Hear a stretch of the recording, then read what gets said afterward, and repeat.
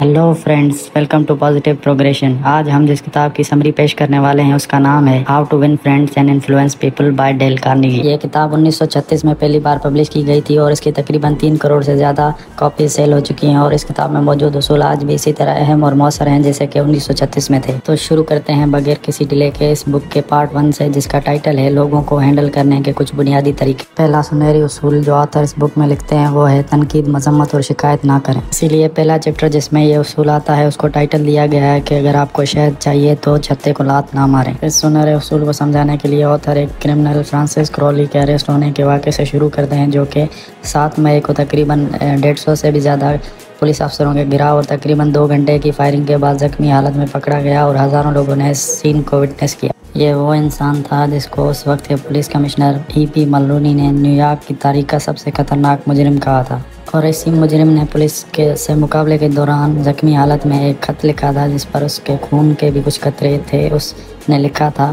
कि मेरे इस कोट के नीचे एक थका हुआ मगर नरम दिल है। ये वही मुजरिम था जिसको जब एक बार अपनी गर्लफ्रेंड के साथ ड्राइव करते हुए एक पुलिस अफसर ने रोका और ड्राइविंग लाइसेंस मांगा तो उसने अपना पिस्तौल निकाला और उस पुलिस अफसर को मार गिराया। अब जब इस खूनखार मुजरिम को सज़ा देने के लिए इलेक्ट्रिक चेयर की जगह लेकर आया गया तो आपको क्या लगता है कि उसने इस बात को तस्लीम किया होगा कि मुझे लोगों को मारने की वजह से सज़ा मिल रही है? नहीं, बल्कि उसने बोला कि अपनी हिफाजत करने की वजह से मुझे ये सज़ा मिल रही है। अब ज़रा सोचिए, अगर न्यूयॉर्क की तारीख का सबसे ख़तरनाक मुजरिम ये रवैया रखता है तो आपके और मेरे जैसे लोगों का रवैया क्या होगा जब उनकी तनकीद की जाएगी या उन पर मजम्मत या तंज़ किया जाएगा? नतीजा नफ़रत और ज़िद। तो इस वजह से हमें चाहिए कि हम इस सुनहरे उसूल को हमेशा याद रखें और कभी भी तनकीद, मजम्मत और शिकायत ना करें।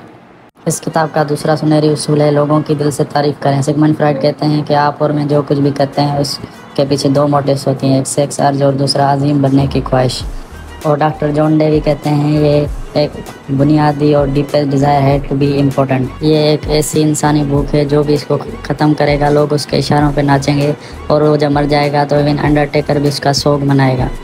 1921 में जब $50 हफ्ता कमाना एक अच्छी आमदनी समझी जाती थी, उस वक्त के बिलियनियर एंड्रयू कार्नेगी ने एक 38 साल नौजवान चार्ल्स श्वाब को अपनी स्टील कंपनी का प्रेसिडेंट बनाया और उसको 1 मिलियन से भी ज़्यादा सालाना इनकम ऑफर की, जो कि एक दिन के 3000 से भी ज़्यादा बनते हैं। अब ये इसलिए हुआ कि वो जीनियस थे या उनको स्टील इंडस्ट्री के बारे में बहुत पता था? नहीं, बल्कि ये सब उनको उनकी लोगों से डील करने की अहलियत की वजह से मिल पाया। चार्ल्स लोगों पर तनकीद नहीं करते थे और दिल खोल के उनकी तारीफ़ और हौसला अफजाई किया करते थे। इसका ये कतई मकसद नहीं है कि आप चापलूस बन जाएं, क्योंकि ऐसा करना आपको इतना फ़ायदा नहीं देगा जितना आपको नुकसान देगा।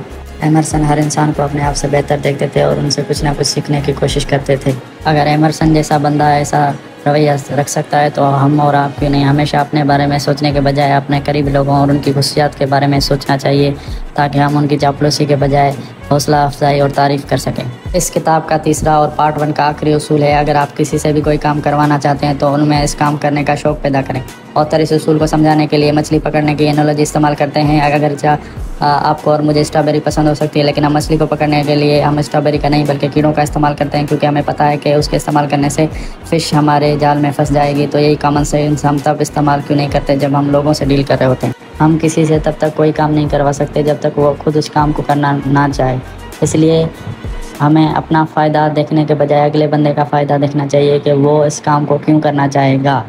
इस उसूल को और बेहतरीन तरीके से समझाने के लिए ऑथर एक शेल कंपनी के टेट्री सेल्समैन की मिसाल देते हैं जो कि अपनी डिस्ट्रिक्ट में नंबर 1 सेल्समैन बनना चाहते थे, पर इस गोल को अचीव करने में सिर्फ एक ही रुकावट थी, जो कि एक सर्विस स्टेशन थी जो एक बूढ़ा इंसान चला रहा था और बहुत कोशिश के बावजूद वो उन्हें कन्विंस नहीं कर पा रहा था कि वो अपनी स्टेशन को साफ़ सुथरा रखें। आखिर माइकल ने एक तरकीब लगाई और उनको एक नई स्टेशन पर विजिट करने की दावत दी और जब उस स्टेशन की सफाई सुथराई की वजह से उसकी सेल्स में इंक्रीज देखकर वो कन्विंस हो गए। इस वजह से हो पाया कि माइकल ने इस काम को करने के लिए उन्हें पुरजोश कर दिया। इसी तरह हमें इस उसूल को याद रखना चाहिए और जब किसी से काम करवाना हो तो अपने बेनिफिट के बजाय अगले बंदे के फ़ायदे के बारे में सोचना चाहिए ताकि हम उनमें उस काम करने की एक ईगर वांट पैदा कर सकें।